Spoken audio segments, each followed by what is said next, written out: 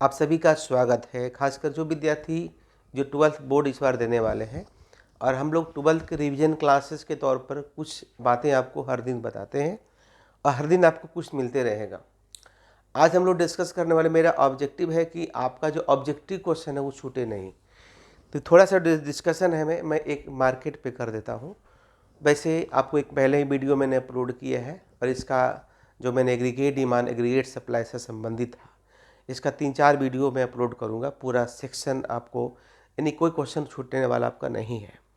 अभी जो हम बात कर रहे हैं माइक्रो इकोनॉमिक्स में, जो मार्केट है, मार्केट से क्वेश्चंस बहुत सारे आते हैं, उसमें बहुत सारे विद्यार्थियों को समस्याएं हो रही है, तो उसका मैं विस्तार से एक वीडियो बनाऊंगा। लेकिन आज हम पहले बता दें कि मार्केट का होने के लिए किसी विशेष स्थान का होना जरूरी नहीं है इकोनॉमिक्स में, है ना। ऑब्जेक्टिव क्वेश्चन है, क्या इसमें किसी विशेष स्थान का होना जरूरी है? नहीं है।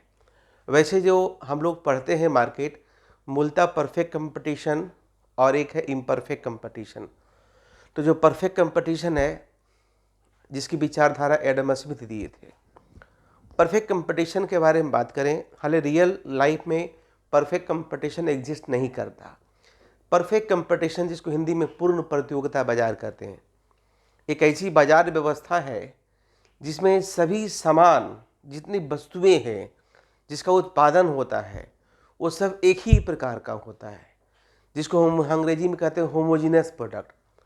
जब सब सामान एक ही रहेगा तो सबका प्राइस भी एक ही होगा। तो परफेक्ट कंपटीशन में सभी का प्राइस एक होता है, क्योंकि सभी वस्तुएं आइडेंटिकल होती है, नंबर 1। और जब सब वस्तु एक ही प्रकार का होगा तो इसमें किसी तरह का जो हम लोग एडवर्टीजमेंट लगाते हैं, तो इसमें कोई एडवर्टीजमेंट कॉस्ट नहीं होता। मतलब कोई अगर प्रोड्यूसर चाहे, कोई फर्म चाहे कि हम एडवर्टाइज करके अपने प्रोडक्ट की बिक्री को बढ़ा लें, तो संभव नहीं है। एडवर्टीजमेंट कॉस्ट को सेलिंग कॉस्ट कहते हैं, जो कि परफेक्ट कंपटीशन में नहीं होता। और ना ही परफेक्ट कंपटीशन में किसी तरह का ट्रांसपोर्ट कॉस्ट, ये एजम्पशन है ना। परफेक्ट कंपटीशन में कोई ट्रांसपोर्ट कॉस्ट नहीं होता। क्लियर है? तो इसमें प्रोडक्ट एक ही प्रकार का होता है, कोई ट्रांसपोर्ट कॉस्ट नहीं होता है, किसी पे आने के, किसी पे जाने पे कोई रोक लगा नहीं होता है। There is free entry and exit of the form in this market. और सबसे बड़ी बात है कि इस बाजार में जो परफेक्ट कंपटीशन है, इस बाजार में जो प्राइस का जो डिटर्मिनेशंस होता है on the basis of the free forces of demand and supply without government intervention. इसको मैं थोड़ा सा बना के बता दूं। देखिए, इस तरह की बाजार में जो प्राइस का डिटर्मिनेशंस होता है ना, इस तरह की बाजार में प्राइस का जो डिटर्मिनेशंस होता है वो डिमांड सप्लाई के आधार पर, देखो, ए डिमांड सप्लाई के आधार पर होता है। ए आपका डिमांड है, ए आपका सप्लाई है। समझ गए? ए आपका डिमांड है, ए आपका सप्लाई है, ए आपका डिमांड है, सप्लाई है। और जहाँ पे दोनों इंटरसेक्ट करेगा ना, यही हमारा इक्विलिब्रियम प्राइस। ती काम कौन करती है? तो ये काम इंडस्ट्री करती है ना। ये इंडस्ट्री का काम होता है। और जो प्राइस डिसाइड होता है, उसी प्राइस पर हर फर्म को रहना है। अगर रहना है तो रहिए और जाना है तो जाइए। लेकिन अगर बाजार में रहना है तो इसी प्राइस पर आपको सामान बेचना होगा। इसको हम लोग कहते हैं फर्म। क्या बोलते हैं? फर्म। तो ये प्राइस किसके द्वारा डिसाइड हुआ है? डिमांड सप्लाई फोर्सेस के आधार पर। कौन डिसाइड करती है? इंडस्ट्री। और फर्म, यानी इस प्राइस पर, यानी ये जो प्राइस डिसाइड हुआ, इस प्राइस पर कोई आ सकती है, कोई जा सकती है। आना है तो इसी प्राइस पे बेचना है, जाना है तो जाइए भैया, लेकिन इससे ज़्यादा प्राइस आपको बेचना नहीं है। तो कुछ लोग कहता है कि क्या सर, हमेशा ऐसे नहीं, अगर ये चेंज हो सकता है। मान ले कि देखिए, अगर हम डिमांड इसका बढ़ गया तो इंडस्ट्री तय कर सकता है। हालांकि 12th स्टैंडर्ड में ऐसा क्वेश्चन नहीं पूछता है, लेकिन पूछ सकता है, क्या दिक्कत है? तब ऐसे हो सकता है, तो बढ़ सकता है। और ऐसे जैसा कि आप जानते हैं, P = AR होता है और MR होता है। चूँकि मार्केट अभी हम पढ़ा चुके हैं पहले, इसे वीडियो में शेयर कर देंगे, है ना। P = AR = MR होता है। इसको हटा दें, देखिए इस लाइन को हटा दें, इस लाइन को हटा देना है, ठीक है। ए आपका एक लाइन और खींच देता हूँ मैं, ऐसे था, ऐसे था। क्लियर है? तो परफेक्ट कंपटीशन में क्या होता है? परफेक्ट कंपटीशन में होता है P equal to AR equal to MR। A perfect competition में होता है। ये जो एवरेज AR जो होता है ना, इसी को हम लोग डिमांड कर्व भी कहते हैं। याद कीजिए, जब हम लोग इलास्टिसिटी ऑफ डिमांड पढ़ते हैं तो ए परफेक्ट इलास्टिक डिमांड ऐसा ही होता है। तो परफेक्ट कंपटीशन बाजार में demand curve parallel to x axis होता है, demand curve parallel to x axis होता है, डिमांड कर्व परफेक्टली इलास्टिक होता है, जिसका फाइल कोएफिशिएंट क्या होता है, इन्फिनिटी होता है। परफेक्ट कंपटीशन में P equal to AR equal to MR होता है। क्लियर है? परफेक्ट कंपटीशन में P equal to AR equal to MR होता है। तो मैंने क्या क्या सीखा? परफेक्ट कंपटीशन में सभी सामान एक ही प्रकार के होते हैं। परफेक्ट कंपटीशन में किसी को आने जाने पर रोक लगा हुआ नहीं है। परफेक्ट कंपटीशन में प्राइस कौन डिसाइड करती है? इंडस्ट्री डिसाइड करती है। क्या किस पे? डिमांड सप्लाई प्रोसेस के आधार पर डिसाइड करती है। विदाउट गवर्नमेंट इंटरवेंशन डिसाइड करती है। सरकार का हस्तक्षेप नहीं होना है। और जिस पर फर्म लेती है, तो कहिएगा फर्म इंडस्ट्री में क्या अंतर है? तो ग्रुप ऑफ फर्म को हम लोग इंडस्ट्री कहते हैं। समझ रहे हैं? ग्रुप ऑफ फर्म को क्या बोलते हैं? इंडस्ट्री कहते हैं। तो जो इंडस्ट्री कहेगा वही फर्म को करना है, नहीं तो भाई आइए और जाइए, कोई फर्क पड़ता नहीं है। हालांकि इस तरह की चीज़ें रियल लाइफ में होती नहीं है। इसमें किसी तरह का ट्रांसपोर्ट कॉस्ट नहीं होता, किसी तरह का ट्रांसपोर्ट कॉस्ट नहीं होता। इसमें एडवर्टीजमेंट कॉस्ट भी नहीं होता। प्रोडक्ट होमोजीनस होता है, आइडेंटिकल होता है, एक ही प्रकार का सामान होता है। क्लियर है? हम बहुत ही शॉर्ट में बता रहे हैं। तो चलिए, अब यहाँ तक हो गया। मैं थोड़ा सा और बता दूं। परफेक्ट कंपटीशन में जो एवरेज कॉस्ट होगा यूसेफ होगा। परफेक्ट कंपटीशन में मार्जिनल कॉस्ट होगा, वो भी यूसेफ होगा, है ना। मार्जिनल कॉस्ट क्या होगा? वो भी यूसेफ होगा। देखिए, वो भी यूसेफ होगा। समझ गए? परफेक्ट कंपटीशन में जो कहा जाता है कि इक्विलिब्रियम का कंडीशन क्या है, बता दूं, क्योंकि मैं objective point of view perfect competition में इक्विलिब्रियम कंडीशन पहला होता है MR इक्वल टू MC, और दूसरा होता है MC curve must cut MR curve from below, है ना। MC curve must cut MR curve from below.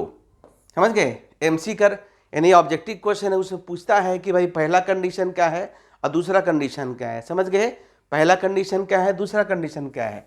एक और ऑब्जेक्टिव क्वेश्चन देख रहे थे जिसमें इस तरह मैं अलग से डिटेल भी शेयर कर दूंगा। देखो बाबू, है ना, देखो इसमें क्या है। ए आपका इस तरह से दिया हुआ रहेगा, क्वेश्चन में दिया हुआ है, क्वेश्चन में ही दिया हुआ है। P है, यहाँ पर AR है, यहाँ पर MR है। समझ गए? P है, AR है और MR है। अब इसमें क्या करेंगे? अब देखो, A जो आपका MC है, तो देखिए दो पॉइंट है, पहला पॉइंट यहाँ, दूसरा पॉइंट यहाँ, यानी इस तरह से डायग्राम क्वेश्चन में बना हुआ है ना। अब कह रहा है कि भाई कहाँ पर इक्विलिब्रियम फॉर्म होगा।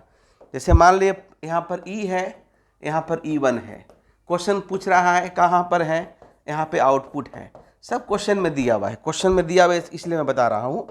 अब यहाँ पे मान ले N है, यहाँ पर N1 है, कुछ भी दे दिया, तो यहाँ पर होगा कि यहाँ पर होगा। चूँकि अब देखिए मैं क्या देख रहा हूँ कि यहाँ पर भी MR इक्वल टू MC है, यहाँ पर भी MR इक्वल टू MC है, लेकिन MR इक्वल टू MC पहला कंडीशन, और दूसरा कंडीशन क्या होता है? MC curve must cut MR curve from below, यानी कि आंसर यहाँ पे होगा। उसमें है कि भाई फर्म कहाँ पे स्टेबल है, कहाँ पे इक्विलिब्रियम होगा, E पर होगा कि E1 पे होगा, तो हम E पर होगा। जवाब क्या दीजिएगा? E पर। कुछ भी पॉइंट दे सकता है, ये नाम A दे दे या B दे दे, किस तरह से कुछ भी दे देगा, तब हम बता दें। क्लियर है?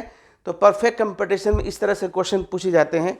हम चलिए और एक बार देख लेते हैं। वैसे अगर इसमें से कोई क्वेश्चन होगा तो मैं 1 घंटे का एक वीडियो है, मैं उसको मैं आप लोग को ग्रुप में डाल देता हूं, ताकि किसी को दिक्कत हो तो पूरे वीडियो को इसको देख लीजिएगा। वैसे एक और चीज़ मैं बता दूं, एक चीज़ और मैं बता दूं, थोड़ा सा 2 मिनट समय लगेगा आपको। देखो बाबू, सबसे पहले हम कंसेप्ट ऑफ रेवेन्यू से भी, concept of revenue, concept of revenue, आगम की अवधारणा। तो कंसेप्ट ऑफ रेवेन्यू में टोटल रेवेन्यू इक्वल टू क्या होता है, प्राइस इनटू क्वांटिटी। मतलब जैसे 4 रुपये किलो है, 3 किलो बेचे तो कितना है, 12 रुपया। तो किसी प्रोडक्ट को बाजार में बेचने पर जो पैसा हमें मिलता है उसे हम लोग कहते हैं टोटल रेवेन्यू। क्या बोलते हैं, टोटल रेवेन्यू। अब देखो बाबू, टोटल एवरेज रेवेन्यू क्या होता है, एवरेज रेवेन्यू इक्वल टू होता है total revenue divided by output. और चूंकि अभी अभी हम बताए हैं कि टी आर इक्वल टू क्या होता है, T R equal to P into Q होता है। तो ए आर इक्वल टू क्या हो जाएगा, देखो तो पी इंटू क्यू रखिए, बाई क्यू कीजिए, क्यू क्यू कट जाएगा, तो A R equal to P होता है। ये भी क्वेश्चन है कि क्या A R equal to P सही है ना। एक क्वेश्चन टीजीटी पीजीटी में पूछा गया था, लेकिन अभी 12th के लिए मैं बता रहा हूँ। तो ये देखिए A R equal to P इसलिए होता है। दूसरा है कि एम आर इक्वल टू क्या होता है, तो देखो एम आर इक्वल टू दो चीज़ होती है, एक तो होता है change in T R by change in Q. ये भी ऑब्जेक्टिव क्वेश्चन है, देख लीजिएगा, ये भी ऑब्जेक्टिव क्वेश्चन है। दूसरा है एम आर इक्वल टू होता है एक T R N minus T R एन-1, दोनों फार्मूला होता है। टी आर एन का मतलब current total revenue, T R एन-1 का मतलब पहले वाला। तो अभी वाला में पहले वाला घटा देंगे तो जो एडिशनल हमें मिला वो हमें पता चल जाएगा। बेसिकली जो मार्जिनल रेवेन्यू का मतलब होता है, मार्जिनल का मतलब ही होता है एडिशनल। मार्जिनल रेवेन्यू का मतलब एक एडिशनल आउटपुट को बाजार में बेचने पर जो हमें आगम प्राप्त हुआ, जो हमें आय प्राप्त हुआ, उसे हम लोग मार्जिनल रेवेन्यू कहते हैं। टोटल रेवेन्यू कहते हैं, total revenue is the total income which are obtain by the producer by selling the product in the market.